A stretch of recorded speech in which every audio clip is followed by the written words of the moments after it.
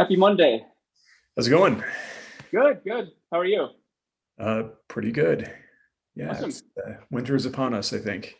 It really is. It really is. This weekend, I think, was evidence of that. Nice and Yeah. nice and rainy or snowy, depending where you were. So I put my snow tires on. That's always a good indication that something has happened. nice. Yeah. That's awesome. I had to berate my sister for driving snow tires in the summer, which caused them to melt, actually.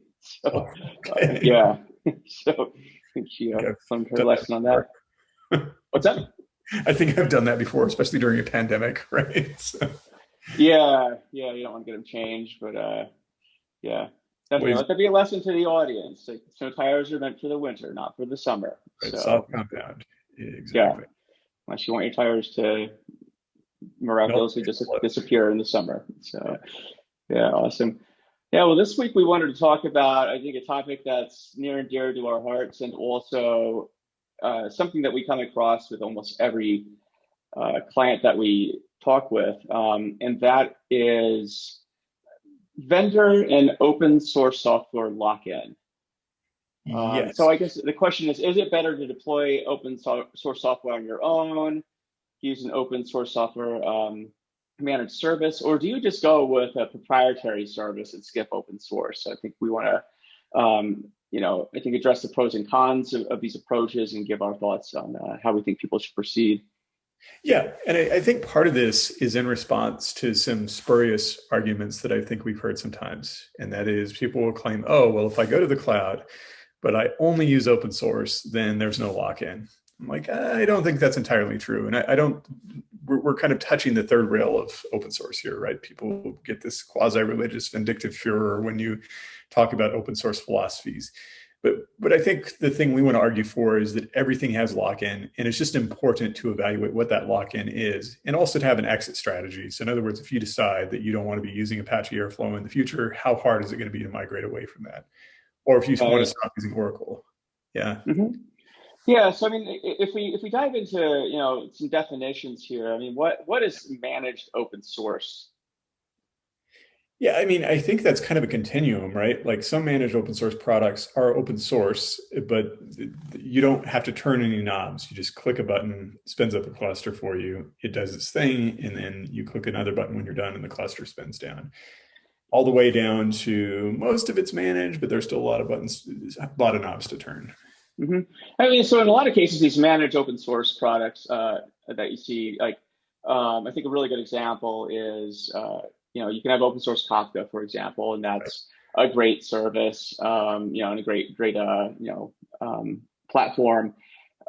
It's managed by some great core contributors, and and then you can get Confluent, which is the managed version from the authors of Kafka, and the company built around that. I think this is an important thing to note is in a lot of cases, a paradigm that you see is an open source software project will launch. And if that starts getting traction and contributors and widespread adoption, you could very quickly see that open source project becoming, a separate company. So the open source project will still be maintained, but there'll be a company behind it who will, I think, to what you just said, start wrapping up the service in more of a kind of a package solution. So you don't need to spin up your own clusters. You can simply just give them your credit card, and then you have Kafka in this case, right? So you get Confluent your Exactly. money, and they would run it for you. Some Or others are actually Starburst, for example. The yep. authors of Presto started this company, and many of our other partners are much the same way. It seems to be obviously a successful business model. So it is working. We also see the clouds Yep. taking this approach too. Like So RDS, for example, or managed Kafka on AWS. Just click a button and it gets deployed for you. yeah, exactly. And so if somebody wanted to go the open source route on their own, I mean, what are some advantages of doing it this way? I think one of the principal advantages is that if your team is really tech savvy to the point where you want to pull in new commits from the development branch, for example, or even want to make your own commits and put in pull requests, then you can do it, right? So So say you're using Apache Airflow, for example, and you want to create a custom operator and then put it, contribute it to the core project.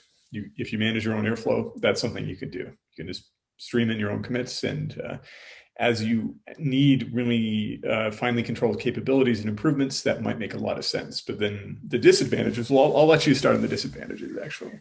Yeah, I mean, I think of a couple more advantages too. I mean, if it's something where I would say it's a pretty low footprint in your business and it's easy to spin up and manage, I don't see any compelling reason to actually use a managed service. Right. But but it depends on the open source framework you're using as well, right? So if in Python, you have Django, for example. There's not really like a hosted Django solution, right? That's just a web framework that you develop in. And I think that it's perfectly acceptable to use, open source Django and just, make contributions when you can to the project and make sure you're downloading the most updated, version of Django in this example, right? There's some other advantages too. I would say that, again, if it's something where, you don't want to get locked in, and this is something I think we'll hit on in a bit.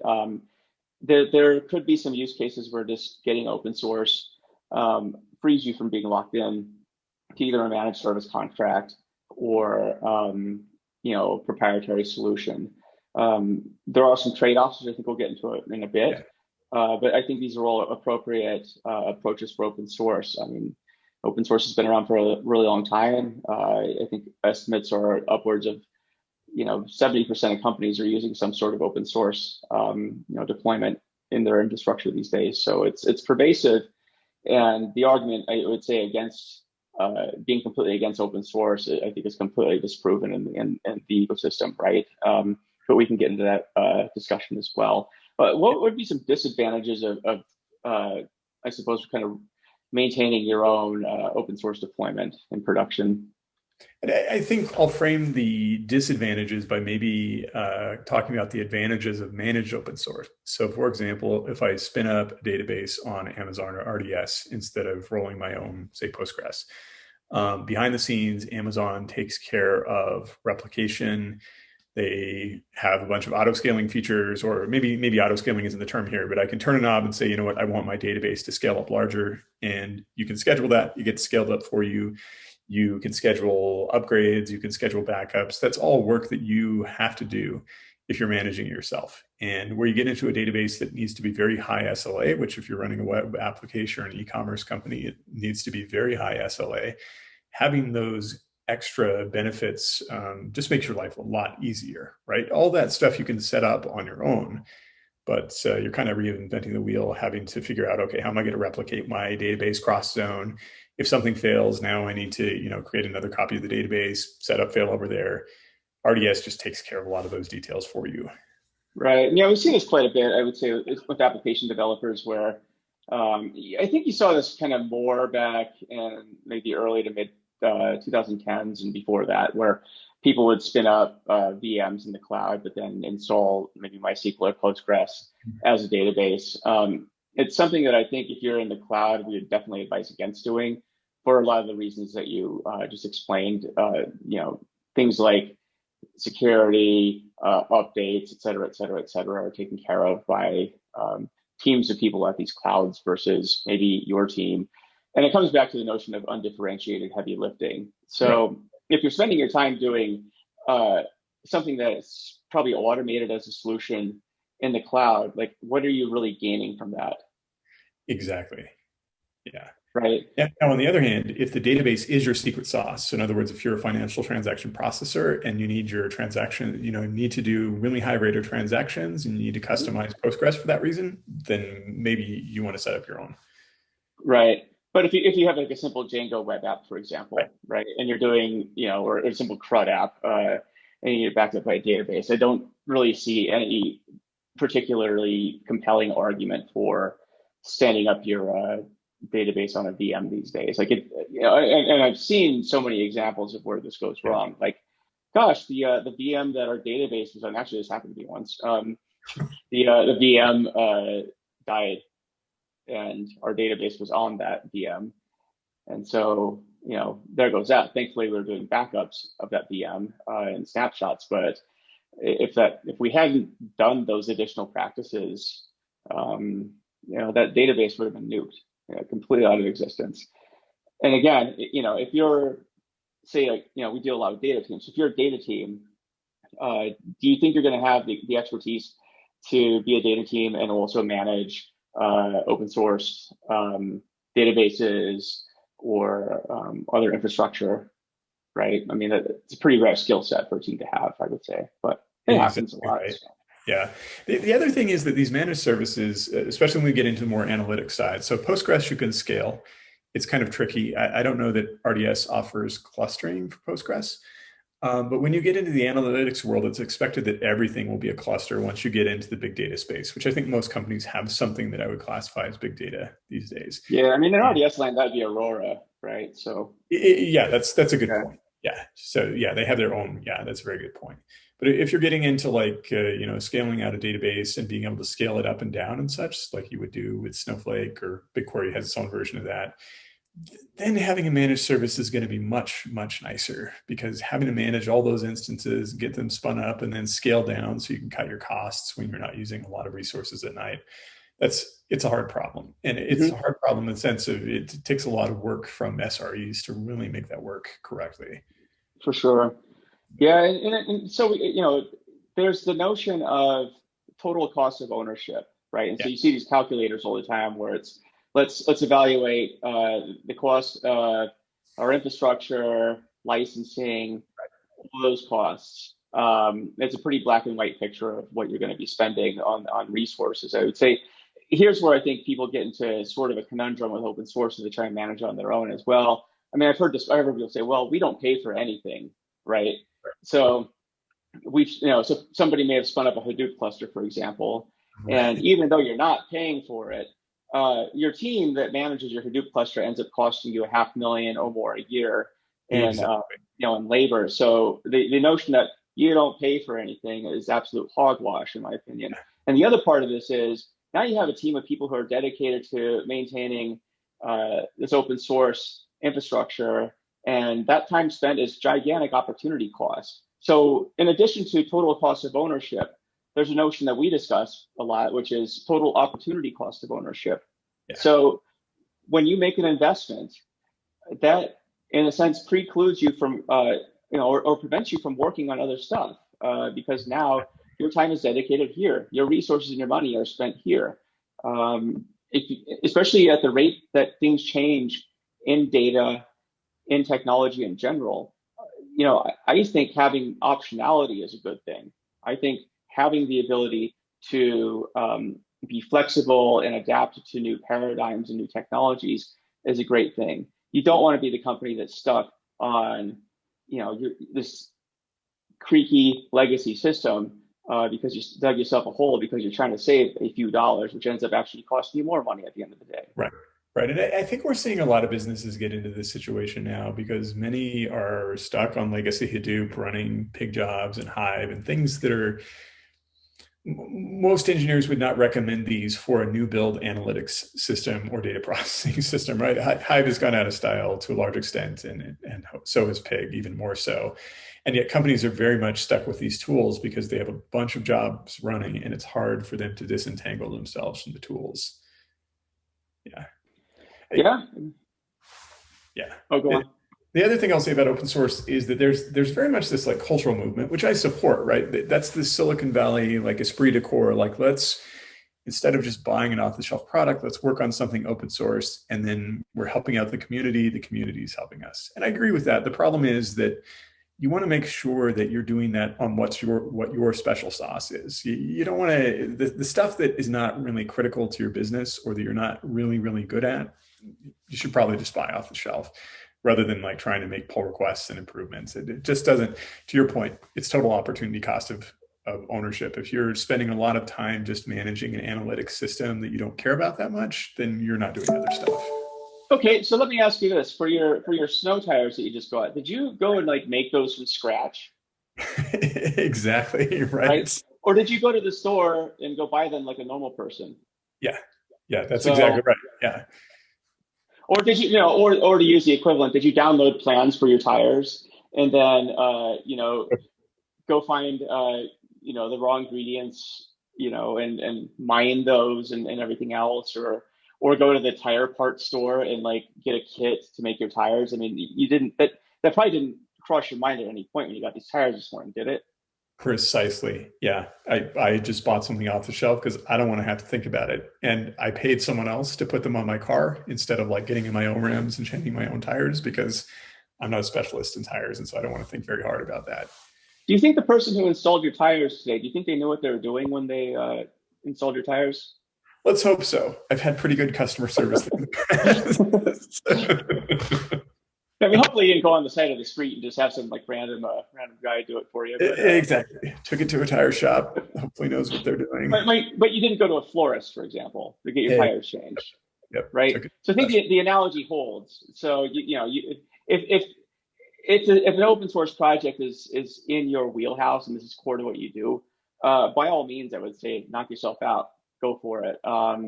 Especially if you plan on forking it or doing something. But to use a tire analogy, like how many instances are you going to come across where you're expert in one thing, and you're still going to go like make your own tires and install them yourself? Like that's weird, Right. but whatever. Yeah, and if you are doing that, then you're taking time away from other things, right? It's the same issue you have in a company. You only have so many resources to dedicate to improving the core business of the company, and potentially you're pulling resources away from that to worry about managing Hadoop, for example. Right. So, I mean, if you are going to go with managing your open source software, I think we do have some tips for you in terms of managing it and also evaluating open source projects. I'll start off. I think make sure the open source project is ongoing and that it's supported by a team who's shown a commitment to the project. And maybe this team could also be a company, but make sure that this project has legs and is going to be around not just today, but hopefully a few years from now. Yeah. And then if you are looking at getting a managed open source, are there multiple vendors, or how do you like the main vendor? Look at the vendors that are supporting this. Multiple vendors are nice for small open source projects. You're not always going to find that. But how is the how are the business ethics of the vendor you're dealing with? And then another thing to look at is licensing. We've seen a couple of projects go this way where at one point it was very open and other vendors could use the product and resell it. And then at some point they lock that down and they say, okay, this part is fully open, can be used commercially, but this other part you have to pay for. That gets into a hairy situation, right? Because many things happen from there. First of all, your commercial use may no longer be allowed without paying licensing fees to that company. And second, those moves can really damage the community to the point where that open source product starts to decline. Yeah. I mean, we saw things in this vein happen to some clouds decided to fork some projects, and and I think that caused a reaction amongst that both the core team working on the open source project and the managed services company that cloud's now competing against. Not going to name names because it's happened a few times, and it's kind of besides the point. But yeah, the licensing is a big thing. Versioning is another big one too. Yeah. We've seen this with TensorFlow. We saw this with Angular actually as well, where they're like breaking changes between versions 1 and 2 for both of those that I mentioned, and that Python, caused some. big one, right? Yeah. Oh yeah, Python. Yeah, I mean, Yeah, that's 10 years, right? When did Python 3 come out? Like over 10 years ago now. oh, way over 10 years ago. Yeah, and so it's and so yeah, it's one of those things where you got to evaluate. Okay, so if we're going to commit to, I mean, I can't. I know a lot of companies, for example, that committed to Angular 1 back in the day as a front end framework, and then when Angular 2 came out, they're like, this is now we have to basically, kind of junk all the old stuff and start over, and it's a huge inconvenience. I wouldn't say it's an inconvenience as much as it is, and it's understating it quite a bit. Like that's a royal pain in the ass and could be very detrimental to your ability to continue with other projects, because now you got to deal with this framework over here, having breaking changes. That's fun for nobody, but that happens. So definitely understand the commitment of the contributors. Stay on top of the roadmaps. And if it does seem like there's going to be breaking changes, I guess ask yourself, well, do we want to continue with this? What impact do the breaking changes have on us? Or do we just want to find an alternative? The nice thing is right now, it's like the golden age of open source software. So like if you had almost any particular need, you could probably find a package for it. Whether or not it's updated is a different story. But that again, that comes back to the commitment issue. So yeah. Then I'll bring up two things that are kind of at cross purposes. So on the one hand, you want to try to predict the future of the project you're looking at. Is it still going to be viable 5 years from now? And I think a lot of companies got burned on Hive, for example, because it was very vibrant. And then all of a sudden, tools like Presto, proprietary tools like Snowflake came out, and Hive became way, way less viable very quickly. And I think at one point there was a plan to port Hive to Spark, and then that kind of fell apart. And so those companies ended up locked into something that was kind of stale. But on the other hand, try to find something that's vibrant. But on the other hand, don't necessarily just go chasing the latest thing all the time just for the sake of being cool, because a lot of new projects just don't turn out to be very resilient. They kind of lose support after a handful of years without ever really getting to production grade. Well, for sure. And even with the stuff that has traction, I mean, inevitably there's a shelf life for anything in technology. And, I can look back. Yeah, I mean, you look back on technologies that have been, like the hot thing.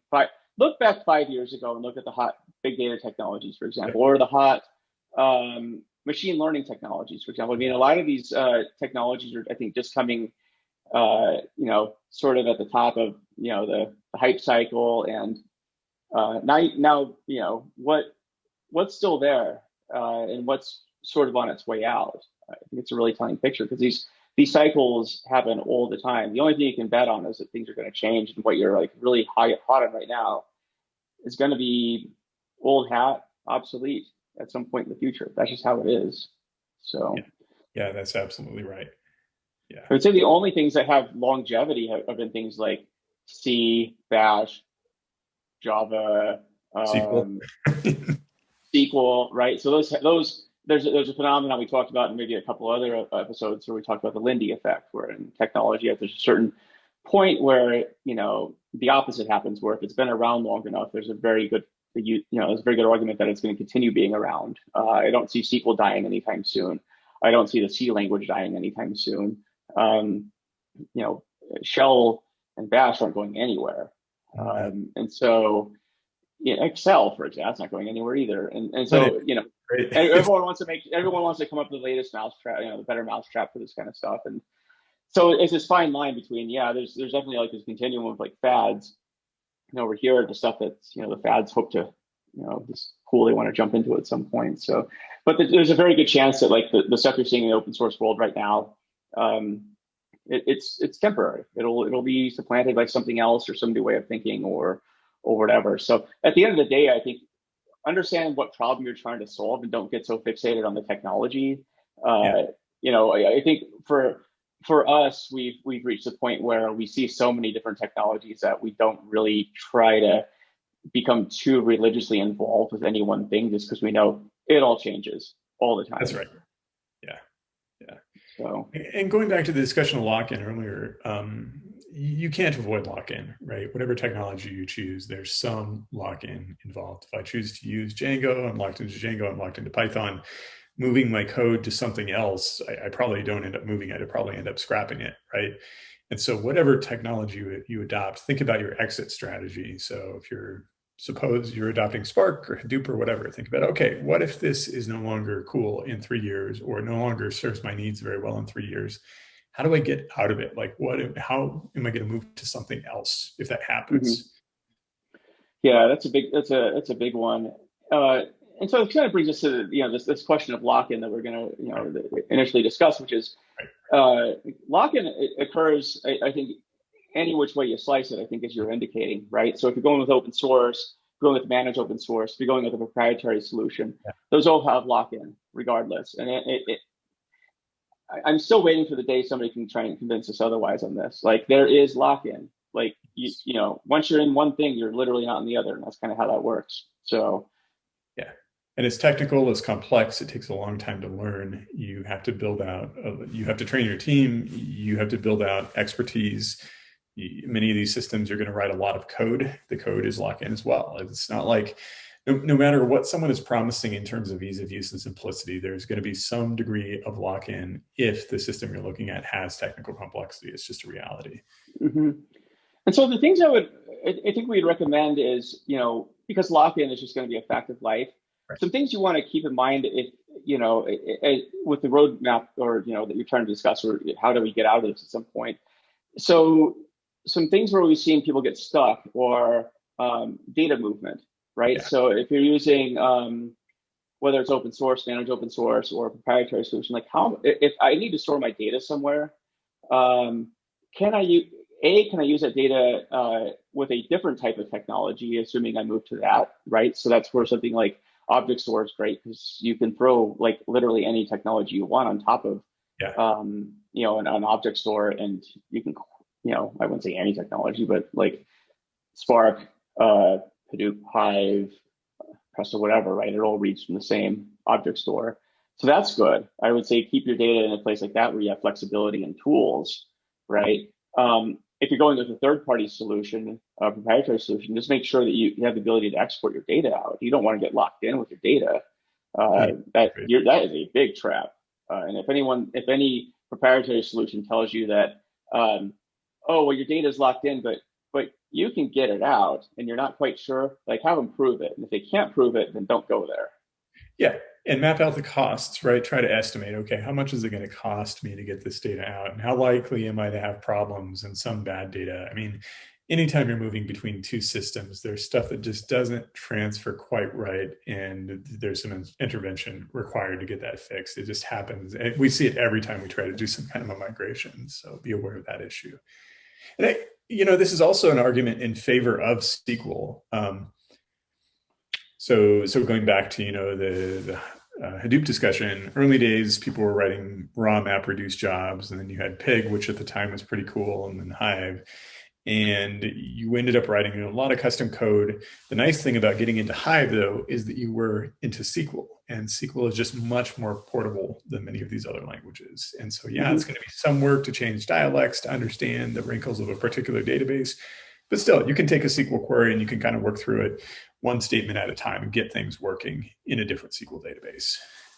But I think this also goes to make sure that the code that you write is understandable, easy to reason about, and portable, right? So we're there's certain projects that we work on where, yeah, somebody wrote SQL, but it's completely unreadable. Yeah, like, it happens. really good luck trying to get that ported over to anything. And the same thing with ETL jobs, for example. We see a lot of people writing SSIS. Like sometimes you can reason about it, sometimes you can't. So that just comes down to good coding practices and documentation more than anything, right? Because like the thing you don't want as well is when it comes time to migrate, you can't, or it's going to be really difficult because all the developers that worked on that left and didn't leave any documentation for you. Their code is impossible to reason about, so you can't really unwind it.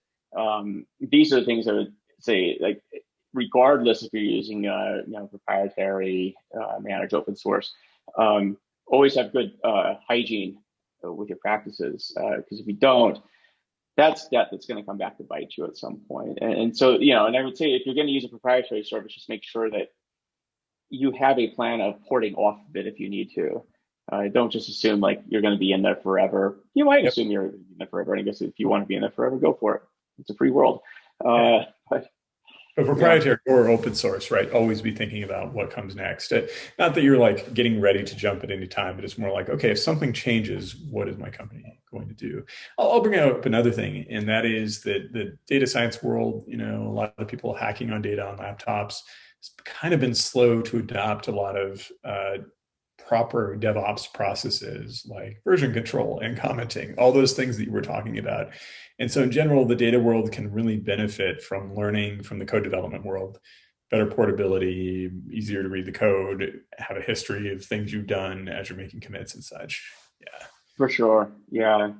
And I suppose that, that's a good opportunity too for, data scientists and data practitioners, like they cross-pollinate with software engineers and vice versa. We see these worlds rapidly combining. I have this view that at some point there's going to be an artificial distinction between data and software engineering, because really in the next 5-10 years, I mean, these are all going to be kind of the same thing, because you're not going to be doing apps without some sort of data component to it that data scientists traditionally kind of gatekeep at this point. So Yeah, it's absolutely true. I mean, in early days of data, maybe people kind of viewed data as an afterthought, like, oh, we write this app, it produces a bunch of logs. Hey, I can analyze these logs. But I think it's like the Economist article about data is the new oil. Well, data is such a key asset now that you should be thinking about it as you develop the app and how it's going to flow and how to make it more appropriate for analytics. More mhm. portable. Yeah. Yeah, and it's going to be so ubiquitous, and so back to the lock-in discussion.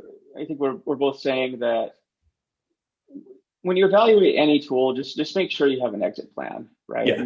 And your exit, it's an exit plan, but I would also say exit practices. So make sure Mhm. that even if you have an exit plan, if you're not if you don't have the discipline or the daily practices in place to just prevent colossal screw ups. I mean, that you're gonna have to deal with that at some time. So just deal with it now, and then don't deal with it later. Yep. So And then uh, yeah, everything and has then a lot. Don't let anyone tell you otherwise. Don't anyone let anyone tell you that this particular open source project doesn't have lock-in. That's not true. Like you said earlier, almost everything has a shelf life, right? We're still using C after all these years, but most open source products will kind of have some kind of a life cycle, and then you'll need to move on to something else. And so don't assume that you're going to stay on the same open source product, be it a programming language or a database technology, for 30 years necessarily. yeah, for sure. And I think I think the final thoughts on this are there is not a there's not a superior approach. I mean, managing your own open source, I think, has some advantages. Going to managed Yes. service has advantages. Choosing a proprietary solution has its advantages. At the end of the day, I think a recommendation is make sure you're solving your problem in a way Yes. that's the most effective. Yeah. Most effective from the perspective of total cost of ownership as well as total opportunity cost of ownership. Yeah. And the point is just avoid platitudes that blind you to things that you're going to have to deal with in the future. Just be realistic about what kinds of problems you're going to have to confront, and don't mislead your technical leadership or non-technical leadership about what the future will hold. There's no magic bullet solution for anything. Just think through the pros and cons carefully. That's right. Cool. I think it's a good place to end the discussion today. So yeah, as always, thanks. Enjoy our chats, and I hope everyone else does out there too. So we are planning to make this a podcast soon. So all the back episodes will be in audio format, available on iTunes and Stitcher and so forth. So expect that soon. So we've gotten a lot of good feedback on our Monday morning data chats. So happy to broaden the listenership. So do appreciate everybody listening, and we'll see you next Monday. Take care.